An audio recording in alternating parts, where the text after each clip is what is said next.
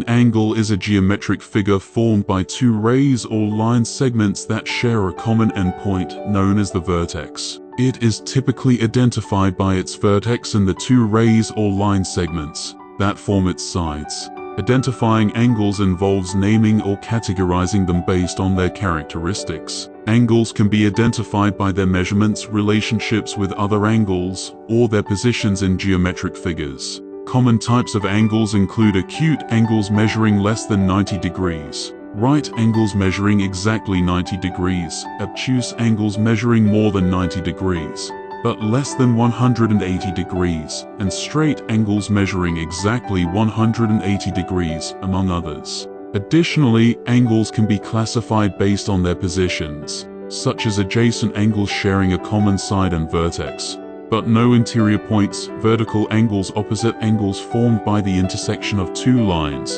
and complementary angles, two angles whose measures sum up to 90 degrees, among others.